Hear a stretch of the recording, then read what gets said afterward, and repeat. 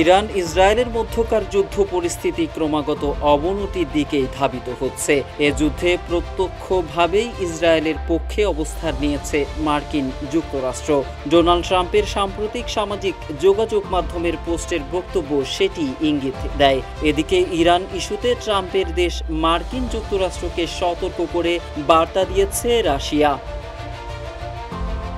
Iran Israel হামলা পাল্টা হামলার মাঝে মার্কিন প্রেসিডেন্ট ডোনাল্ড ট্রাম্প শর্তহীন আত্মসমর্পণের আহ্বান জানিয়েছে ইরানকে। তবে ইরানের সর্বোচ্চ নেতা আয়াতুল্লাহ আলী খামেনি সাফ জানিয়ে দিয়েছেন, পরাজয় স্বীকার করে আত্মসমর্পণ করবে না তারা। তবে এবার ইরানের বিরুদ্ধে আক্রমণে ইসরায়েলকে সামরিক সহায়তা না দিতে যুক্তরাষ্ট্রকে সতর্ক করেছে রাশিয়া।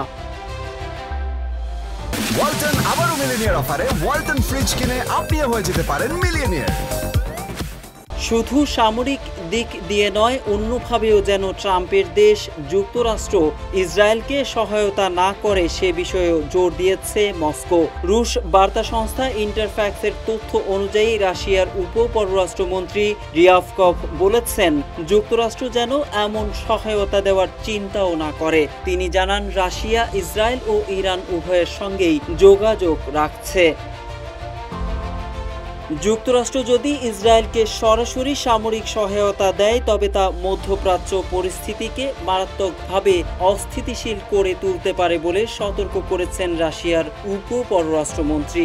এদিকে ইসরায়েল ইরান সংঘাত নিরসনে মধ্যস্থতার প্রস্তাব দিয়েছেন রুশ প্রেসিডেন্ট ভ্লাদিমির পুতিন।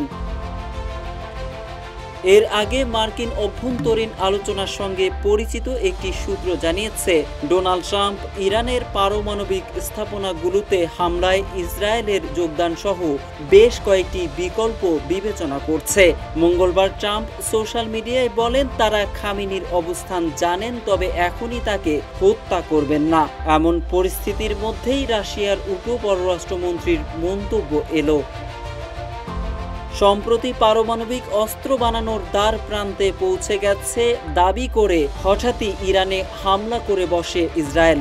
এরপর থেকেই যুদ্ধ শুরু হয় দেশ দুটির মধ্যে। চলছে হামলা পাল্টা হামলা। তবে তেহরান বলছে তাদের পরমাণু কর্মসূচি সম্পূর্ণ শান্তিপূর্ণ।